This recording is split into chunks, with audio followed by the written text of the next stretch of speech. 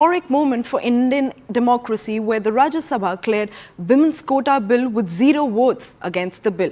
Now, Prime Minister Narendra Modi, while speaking in the upper house, hailed the passage of the bill and said that it was a golden moment in India's parliamentary journey. PM also thanked all the Rajya Sabha MPs who voted for the bill. Now, meanwhile, BJP Mahila Morcha is organizing a grand welcome for Prime Minister Modi for successfully passing the women's reservation bill in both the houses of the parliament. All BJP women union ministers, Delhi MPs and senior union ministers will be present at the event and the party office today. Now, thousands of women from across Delhi NCR are also expected to participate in this event.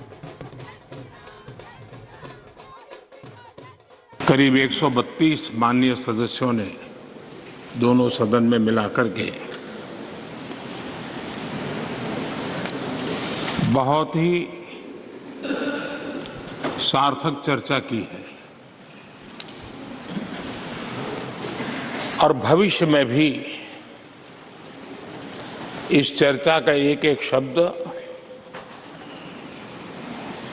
आने वाली हमारी यात्रा में हम सबको काम आने वाला है और इसलिए हर बात का अपना एक महत्व है, मूल्य है। मैं सभी माननीय सांसदों ने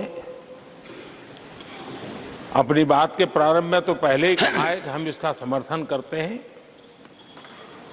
और इसके लिए मैं सबका हृदय से अभिनंदन करता हूं,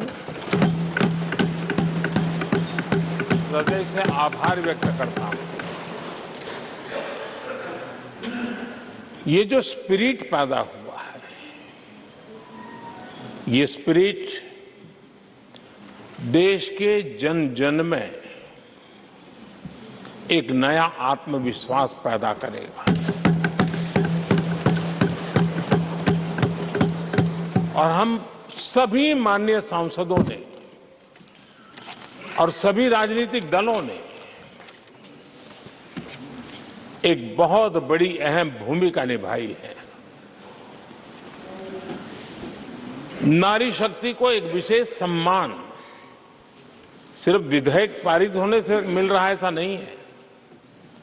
इस विधेयक के प्रति देश के सभी राजनीतिक दलों की सकारात्मक सोच होना, ये हमारे देश की नारी शक्ति को एक नई ऊर्जा देने वाली है। एक नए विश्वास के साथ राष्ट्र निर्माण में योगदान देने में नेतृत्व के साथ आगे आएगी। ये अपने आप में भी हमारे उज्जवल भविष्य की गारंटी बनने वाली है। आदरणीय सभापति जी, मैं इस सदन का समय ज्यादा लेता नहीं हूं। मैं सिर्फ जो भावना आपने व्यक्त की है उसके लिए आभार व्यक्त करता हूं और जब मतदान होगा तो मेरा आप सबसे आग्रह है कि ये उच्च सदन है, चर्चा भी उत्तम करने का प्रयास हुआ है। अब मतदान भी सर्वसम्मति से करके हम देश को एक नया विश्वास दें। इसी अपेक्षा के साथ मैं फिर एक बार सबका हृदय से बहुत बहुत धन्यवाद करता हूं। आप जब से संसदीय कार्य मंत्री बने तब से बिल पे बिल पास किया, आर्टिकल 370 और 6A और महिला सशक्तिकरण वाला बिल। तो ये माननीय प्रधानमंत्री मोदी जी का दूरदर्शिता का जो उनका स्वभाव है, गुण है और संकल्प है, ये दर्शाता है।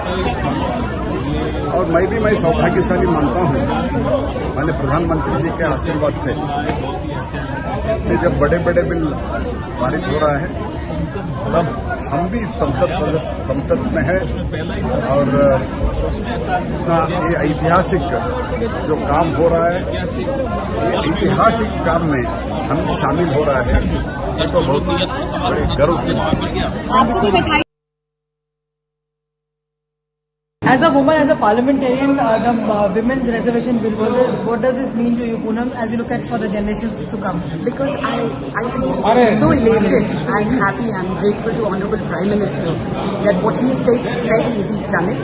Most importantly, it's not for our generation, in coming generation, where all the young girls want to be part of this country's development, take it forward. They will be leading this country, and I'm very happy that they got this opportunity, and with this opportunity, will surely push for gender equality very soon. Arjuna Meghwal जी, बहुत बड़ा दिन है सरकार के लिए, महिलाओं के लिए, क्या कहना चाहेंगे आप? महिला सशक्तिकरण में ये बहुत ही बड़ा हम दिन समझेंगे संसदीय इतिहास में, भारतीय संसदीय इतिहास में, कि महिलाओं का रिप्रेजेंटेटिव बढ़ाने के लिए, रिप्रेजेंटेशन बढ़ाने के लिए ये जो कॉन्स्टिट्यूशन अमेंडमेंट बिल पास हुआ है, नारी शक्ति बंधन, इससे लोकसभा राज्यों की विधानसभाओं में 33% महिलाओं के लिए सीट रिजर्व हो जाएगी। ये बहुत बड़ा कदम आने वाले समय में। While CNN News 18's managing editor Zaka Jacob spoke to the Union Minister Smriti Irani on the Women's Reservation Bill. Let's listen in. As a woman politician, as a woman representative of the people, what does a day like today mean for you? And of course, the fact that you shepherded the bill through the Lok Sabha and now through the Rajya Sabha, and the Modi government has got it done, something that the UP and the Congress were not able to do. It must be particularly satisfying, but just in the overall historical context, what does a day like today mean for you and other women representatives of people? This is a great day for us. We are jubilant for plenty of reasons. Firstly, there were some people who were of the opinion that we've been waiting for this decision for 27 years. I want to historically contextualize it. When we attained freedom from colonial rule, that is when many a woman, and this is a historical fact, walked up to those who are writing our constitution, that there is a need to constitutionally guarantee, and there is a need for affirmative action for women vis-a-vis reservation. At that time, I'm sure these women recognized what was to transpire in the forthcoming years, but their opinion was not heeded to for some reason. Today is a day to pay homage to them. In the year 1971, the then government wanted to create a report on the status of women in the country then, and so that they can prescribe a policy for such women. That committee was constituted. If you look at the 1974 published report of that committee in chapter 7, I'm very grateful that we find a mention of the Bharatiya Janasangh stating emphatically that there is a need to constitutionally guarantee women in our country an opportunity to serve the country as leaders of tomorrow. And when Prime Minister Modi now brings this legislation to this new building, he brings it with a promise that this building will witness history. Who knew that history will be created? The most glorious chapter for women would be written in the first 72 hours. So I think that the fact that this is a legislation which is very well defined constitutionally, is framed so that the process that is to ensue also is brought to light in front of the people of our country. I think that is why today we celebrate not just the possibility, but the affirmation of reservation for women in our country. But one demand that they had, most of them, was why is there no quota within quota, OBC quota for women of the OBC category, along with SC and ST reserved seats for women in the overall reservation for women. What would be the government's counter to that? I think that the forked tongue in which the opposition speaks stands exposed. If you look at their proposal during the UP era, that makes absolutely no mention of the OBC community, because even they know there is no constitutional provision as such.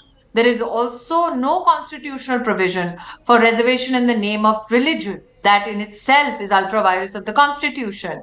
There is a defined space for women in the SC/ST categories and reservation prescribed for them in the bill that Prime Minister Modi has passed in the Lok Sabha, which is waiting passage in the Rajya Sabha.